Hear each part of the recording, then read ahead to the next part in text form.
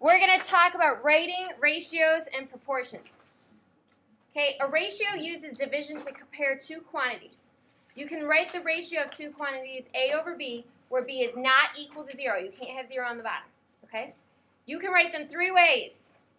A to B, A dot dot, A semicolon B, and A over B.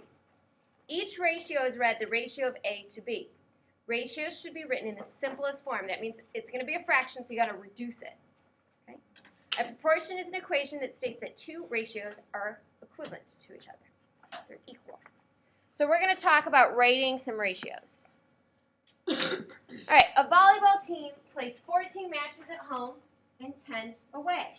Find the ratios of home matches to away matches. So home is 14.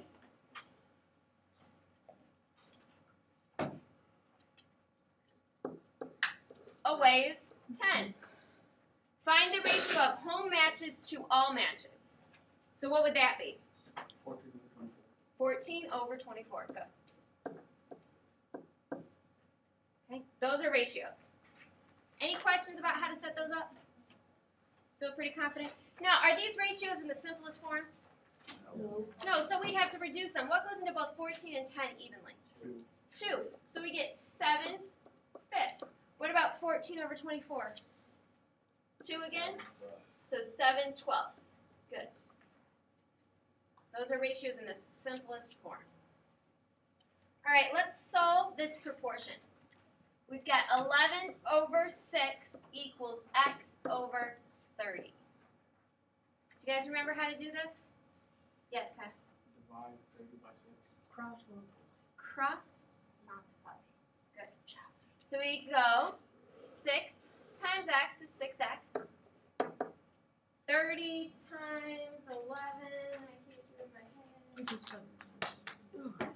Yeah, I think it's 330. 30 times 11 is 330. Thank you. And then we're going to divide by 6.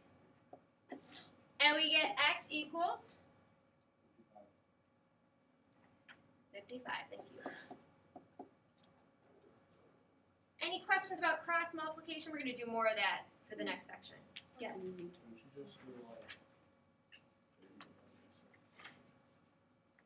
No, because 30 divided by 6 does not give you 55. So are we just going, this homework going to be cross multiplying? Some of it, yes. All right, let's turn it over. Let's work with a word problem. What about example 2? That was example 2. The elevator that takes passengers from the lobby of the John Hancock Center in Chicago, please don't talk while I'm talking, to the observation level travels 150 feet in 4 seconds. The observation level is located on the 94th floor at 1,029 feet above the ground.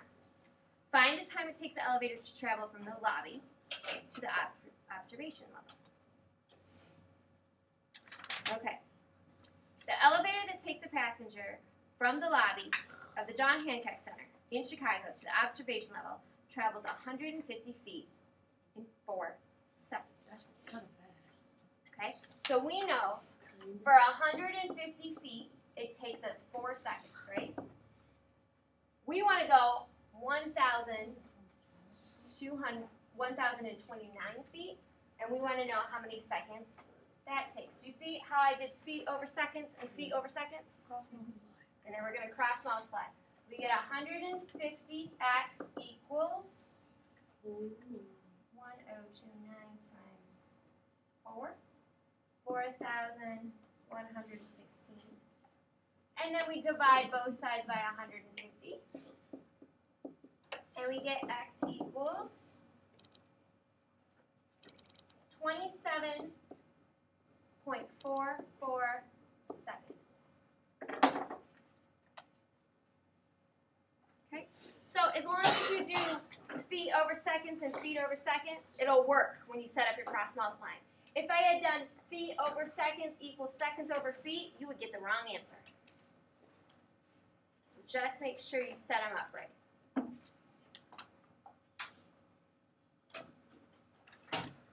What if they say like that on the, test, right? If we don't put the seconds down, we get the principal off? You will get a point off. Not all the points, but you'll get a point off.